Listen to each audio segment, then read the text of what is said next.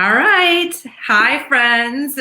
Colleen and I here again today. We Yeah. wanted to follow up from our last conversation about our kiddos and ADHD and share some of the signs and some of the real family struggles that we go through having a child with an ADHD mind. So if you are here live, drop a live below and let us know. And if you are catching the replay, please share replay in the comments below and let us know that you've watched. So, Colleen, welcome. If we So talk good. about, if we talk about parenting and the ADHD mind, what do you think of first? Yeah. First of all, so excited to be on again with you, Dana. And, when I think back when my kiddo, my 23-year-old was back in school, it was a huge struggle. And the thing that comes to mind really is that transition from school to home and then home back to school, right? Mm-hmm. With writing assignments down in your assignment book, bringing it home. Making sure that you have it all, right? Making sure that you brought home all of the things that you need. Absolutely. And then getting home and just sitting at the kitchen table for hours. Mm-hmm. So what should have taken an hour take 4 to 6 hours. Mm-hmm. And, keep checking in on him. Like he didn't do his homework up in his room. He did it at the kitchen table. Mm-hmm. And his head would be down and things would just take so long, right? Mm-hmm. And at that time, you either give up or that's when the assignment is just half done. And sometimes it wouldn't get turned in because of that. Yeah, and you end up feeling defeated and just being okay, or at least I did, being okay with not turning in the homework, with not doing the things. I remember him not being able to sit still to get his homework done, and he would walk in circles around the island and drive me bananas. I was like, I can't. I'm dizzy just watching you. Like I can't. I'm struggling. Right.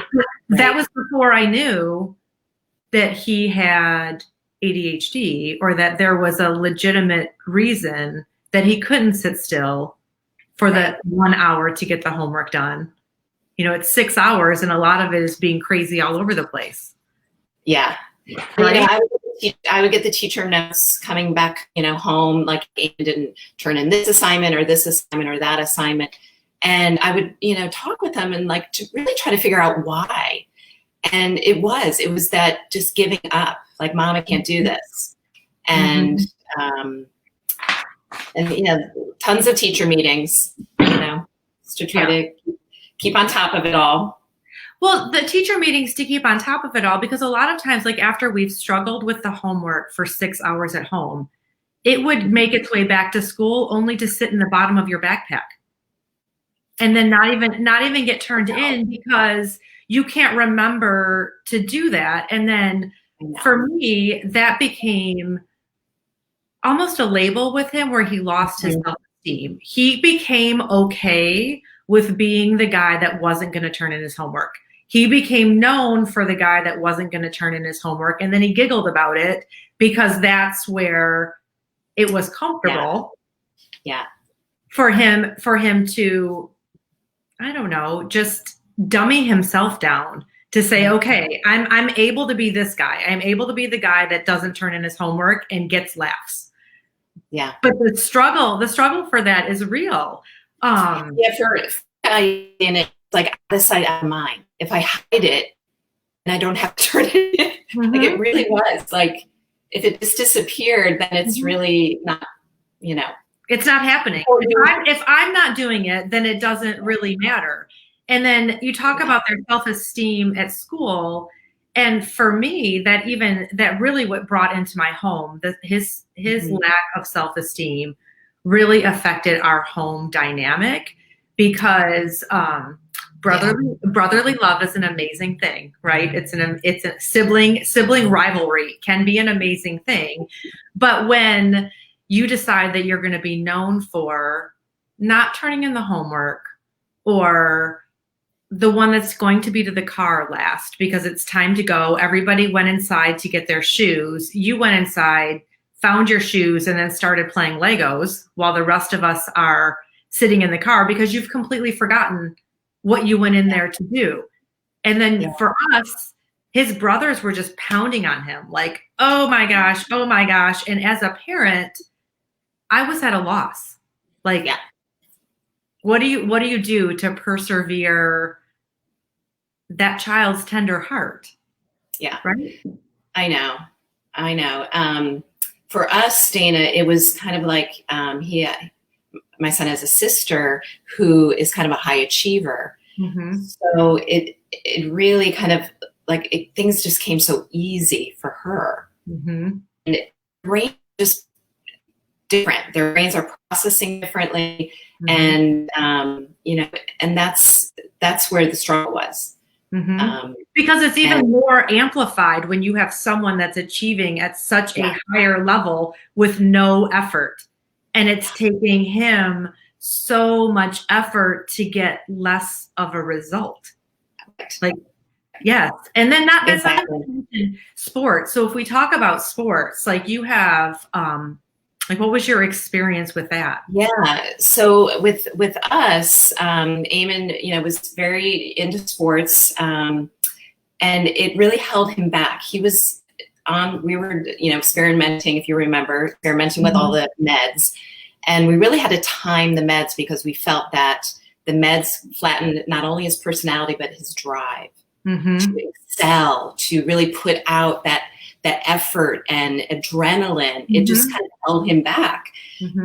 So, he was into track, swimming, and we really had to time for him to excel and have that, that reward of doing well in sports. We'd have to time the meds. And he was physically capable. Like, you knew that he was physically capable of like rocking that sport.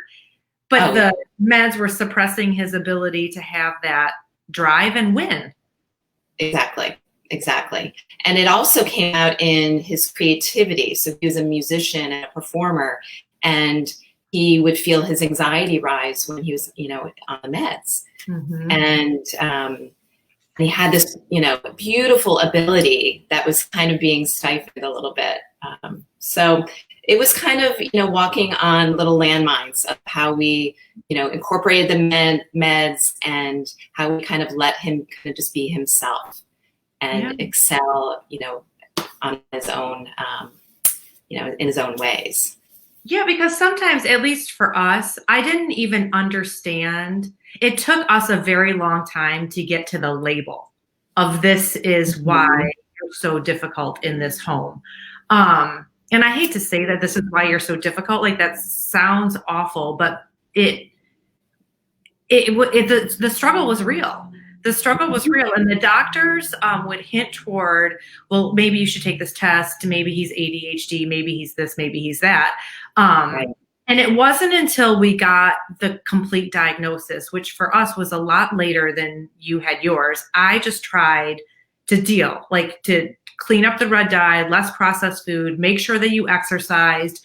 I tried to have a chore list so that your mind was occupied all the time, so that you would be busy doing productive things and not have time to wander off. All those little strategies that we all put in place, right? Yeah, they're very good strategies, but at the end of the day, that didn't solve the problem for us. It helped, but we still had homework sitting in our backpacks and teachers emailing us saying, he can't sit in the classroom. He can't listen to this. Like, what are you going to do? What are you going to do? So yeah, nutrition and trying to clean that up, and then supplements, right, to fill the gaps in what your brain needs. But when you go to look at that, how do you decide what to do? Yeah, so I found myself reading nutrition books, linked to ADHD, and there's only so much we can do. Even if we do everything right, the nutrition is just not what nutrition should be. And what it's like getting little kids to eat beans and in a well-balanced diet. So we have to target nutrition really specifically. And what what we really have found, not only by healing the gut and getting the gut to communicate correctly with the brain, is that we can target different nutrition gaps as well through a great vitamin, through there's other nutrients, herbs and spices that are used in other countries that help with the focus, help with the calmness. So there's so many great things holistically that we can do and incorporate.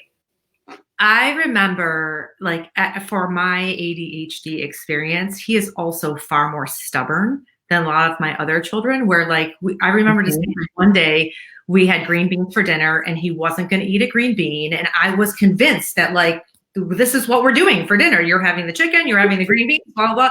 Well, you can't get up from the table if you don't eat your green beans. Right. He sat there all night long. Like all night long. He wasn't going to do it. So for us, adding that vitamin, like a healthy vitamin that nurtures the bacteria in your gut and also supports your brain in that gut-brain axis, has been a game changer for us, because now he's still kind of a picky eater, but he's able to fill in those nutritional gaps and thrive.